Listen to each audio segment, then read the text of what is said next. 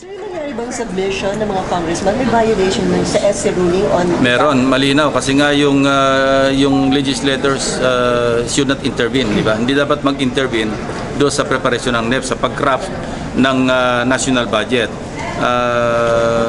Isa pa, yun nga, yung conflict of interest. Tapos yung the principle of non-delegability of powers.